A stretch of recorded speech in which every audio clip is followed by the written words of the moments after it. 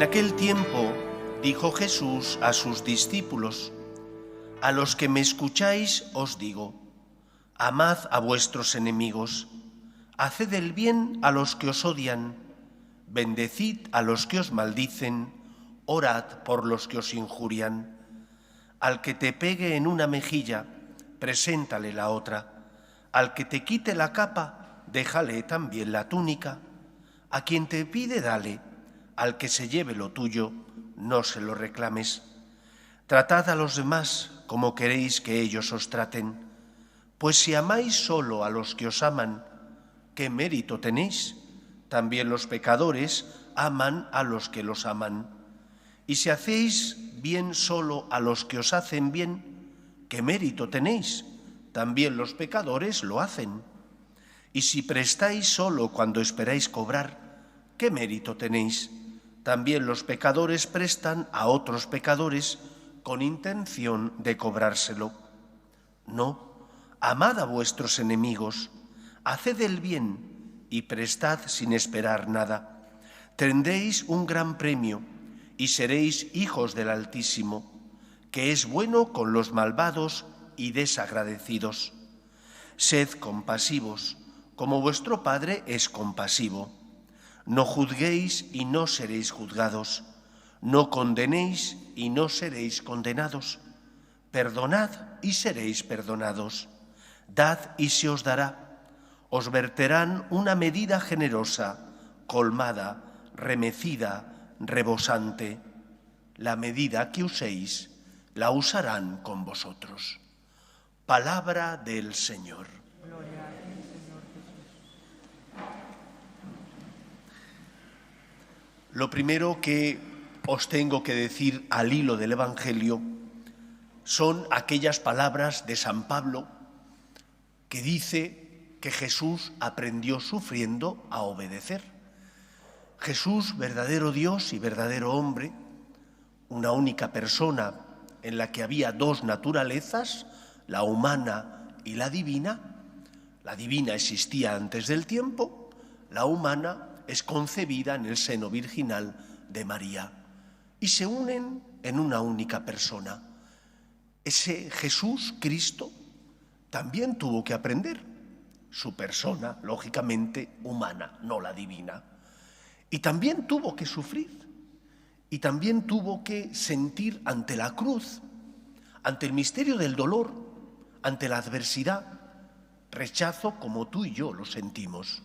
Por eso, en la noche del Jueves Santo, él le pidió a su Padre que pasara de él ese cáliz, pero al contrario añadió que no se haga mi voluntad, sino la tuya.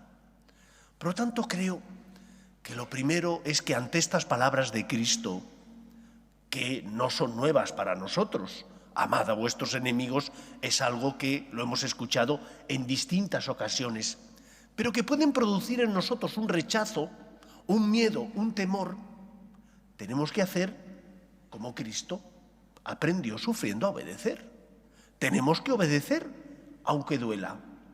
Tenemos que integrarlo en nuestra vida, aunque nos cueste y no sea fácil, porque no nos nace del corazón hacer aquello que Cristo nos pide. Te nace del corazón amar a los tuyos, pero también eso hacen los que no tienen fe. Te nace del corazón prestar para recibir. Te nace del corazón ayudar cuando crees que a ti también te van a ayudar. Pero dar sin medida, prestar temiendo que a lo mejor no vayas a recibirlo, entregarte a los que sabes que no te van a devolver lo que les das, pues porque a lo mejor no pueden, pues no es fácil. Pero tienes que hacerlo, aunque duela y aunque cueste. Tienes que pedir al Señor su don, su gracia, para que mueva tu corazón y hagas aquello que Él te pide. Porque recuerda que solo Cristo tiene palabras de vida eterna. Solo Él es el camino que nos lleva a la vida. Ahora bien, no solo tenemos la necesidad de la gracia de Dios para hacer lo que nos pide. Hemos de pedir la santidad y su gracia. También hemos de buscar motivaciones. Todos los seres humanos las necesitamos. Las motivaciones, cuando suena el despertador y dices, no me puedo quedar más en la cama porque voy a llegar tarde al trabajo. Quizás me ponen una falta y cuando ya tengas varias, quizás me despiden. No lo debo hacer. Es mi deber levantarme a la hora. Buscas motivaciones. Hay algunas que son más lícitas y otras menos. Hay motivaciones como el interés. Te acercas a una persona porque sabes que esa persona te puede ayudar, pues no es muy lícita esa motivación. Pero hay otras que sí son lícitas. Y un católico tiene que buscar las motivaciones lícitas para hacer la voluntad de Dios. Y en concreto hoy el Evangelio nos dice: amad a vuestros enemigos como vuestro Padre Celestial, que hace salir el sol sobre buenos y malos, sobre justos e injustos. ¿Dios no te perdona tus pecados? ¿Dios no te perdona hasta 70 veces 7?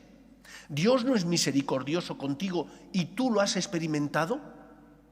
La gratitud que nace en tu corazón, o que debería nacer, por sentirte amado sin tener derecho a ello, por sentirte amado gratuita e inmerecidamente, porque Dios te ama gratuitamente, debe mover tu corazón para amar también a los demás. Debe mover tu corazón para no desear mal, para no devolver mal por mal, sino al contrario, tratar a los demás como tú has sido tratado. Concluía el Evangelio diciendo: la medida que uséis la usarán con vosotros. ¡Ah, caray! Pero es que con nosotros han utilizado una medida tan generosa. ¿Y cuál es esa?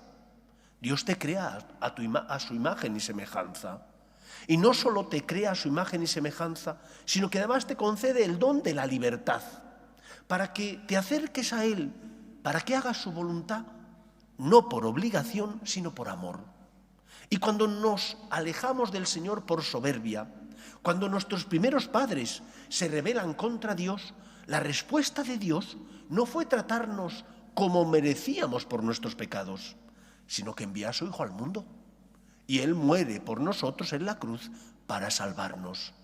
Por lo tanto, la motivación que tiene que mover mi corazón para amar a los demás es que yo fui amado primero. Es que ya me ha amado Cristo. Dios Padre envía a su Hijo al mundo, no para condenar al mundo, sino para que el mundo se salve por Él.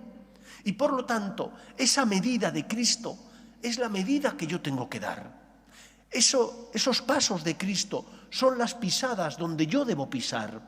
He de imitar a Jesús, que es el camino que me lleva a la vida.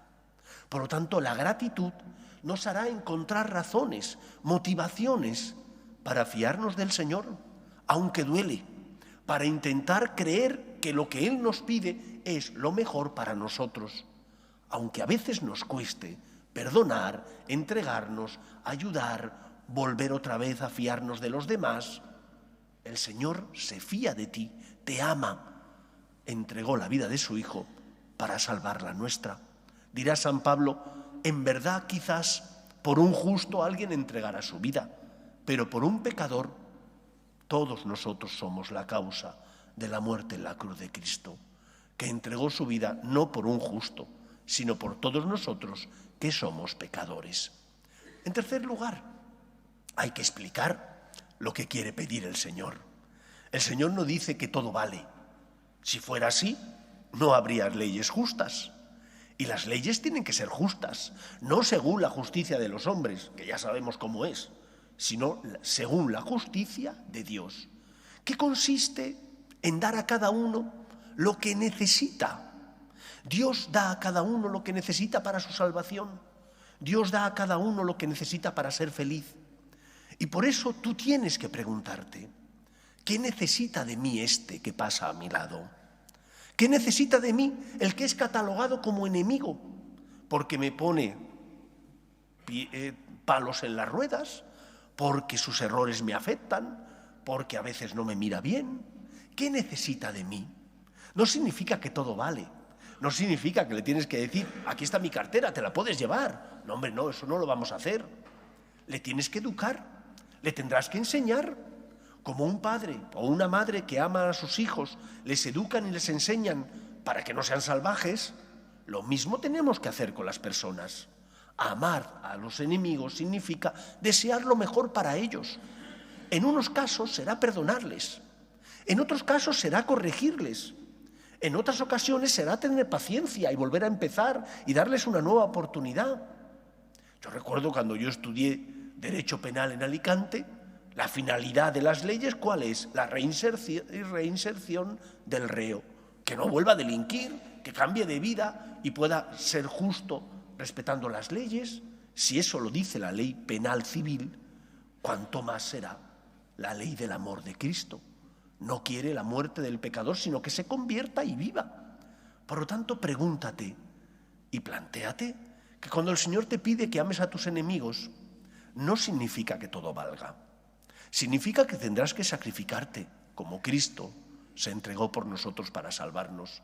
En algunos casos tendrás que poner la otra mejilla, conceder una nueva oportunidad, acercarte al que a lo mejor se ha equivocado para ayudarle, corregir al que yerra, tener paciencia, darle una nueva oportunidad, como el Señor nos la concede a cada uno de nosotros. Y sobre todo, rezar y pedir por los que se equivocan y viven en las tinieblas del error. Nosotros que, no porque seamos más santos ni mejores, pero tenemos conciencia y una conciencia bien formada. Nosotros que leemos las Escrituras y el Señor nos ilumina con su palabra, tenemos que aprender a interceder y rezar por los que no conocen la luz de la verdad que es Cristo. No solo con nuestros actos y nuestras obras, también con mis oraciones. Pedid por aquellos que viven en el pecado, en la tiniebla, para que el Señor, que es el Todopoderoso, les toque el corazón y cambien de vida y se conviertan a su amor. Pues pidamos y recemos por aquellos que se equivocan, que viven en el pecado, esclavizados por el mal. Que el Señor nos ayude a confiar en Él. Como dijo San Pablo, el Señor aprendió sufriendo a obedecer.